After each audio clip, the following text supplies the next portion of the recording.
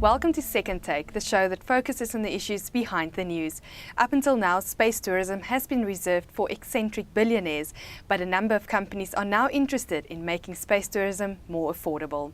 Engineering News Deputy Editor Keith Campbell joins me to take a look at this emerging opportunity in tourism. Keith, welcome to Second Take. When did space tourism start? Well, we've no idea where the idea for space tourism came from. It was simply assumed in many science fiction stories from at least the 1940s on that space travel would be developed, and that when space travel was developed there would be tourists traveling through space and into space. It looks like the first serious papers to be presented at space conferences about space tourism were actually presented in 1967, but we're not entirely certain of that. There might have been something earlier.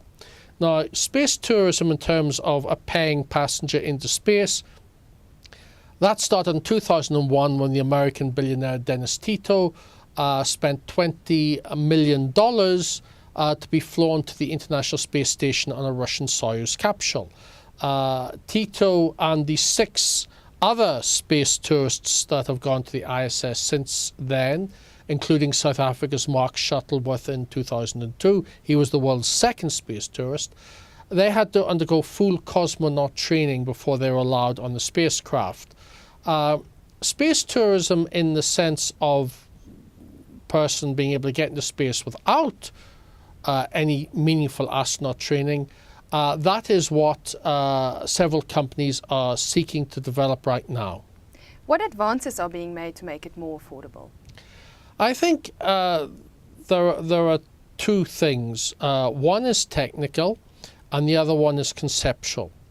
On the technical side, we have the use of new materials. The development of composites in aerospace allows strong but light aircraft to be developed and spacecraft to be developed. The second is linked to this, the conceptual change, and that is a focus on suborbital space tourism. Tito, Shuttleworth and the rest, they went all the way up to the ISS, the space station, they orbited the Earth. Suborbital, you go up, you enter space, you spend 8, 10, 12 minutes in space and you drop back down into the atmosphere. This means that you're saving a lot of money on fuel because you don't escape the Earth's gravitational attraction, and the spacecraft doesn't go as high and is not moving as fast. Therefore, the stresses, including heat stresses of re-entry, are not as severe as for an orbital spacecraft. So this combination of factors is what is making cheaper space tourism a practical possibility. What initiatives do you believe are most advanced, and when will we see the first commercial flight into space? Well, a number of companies are developing concepts. There's an American company called X-Core Aerospace working on a rocket-propelled airplane. There is the big European defence group EIDS. Their space subsidiary Astrium is also working on a space plane, which they call a space jet, but it's a low priority for them at the moment. They're not making much progress. There's another American company which is doing things from the opposite end. They are developing inflatable habitats that can be deployed in space for people to go to. They've successfully flown 2 prototypes so far, but they're not concerned with how people get there, just providing something for them to have when they get there. And more likely their first clients are going to be governments buying these things for official research programs.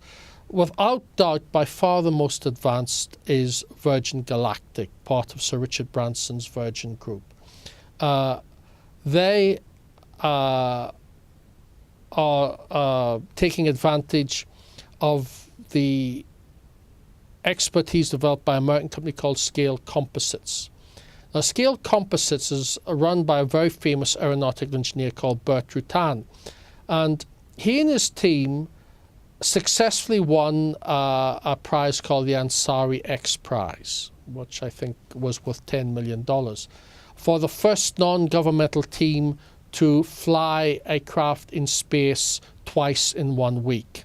Note, the Ansari Prize did not require an orbit, simply to get into space, and generally accepted that the edge of space is 100 kilometers up. So you have to fly higher than 100 kilometers.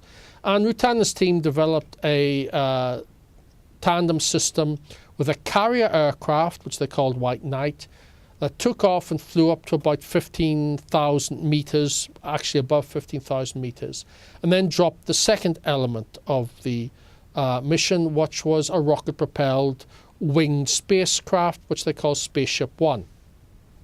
And because it was dropped from a carrier aircraft at 15,000 meters plus, it needed less fuel to get into orbit than if it had been launched from ground level. So it could be smaller, lighter, etc.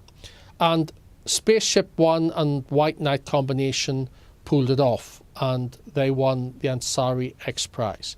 And Branson bought the commercial rights, and Scale Composites have since been working on development of the commercial follow-ons. The carrier aircraft they developed is called White Knight 2. It's very different in appearance to White Knight, the original.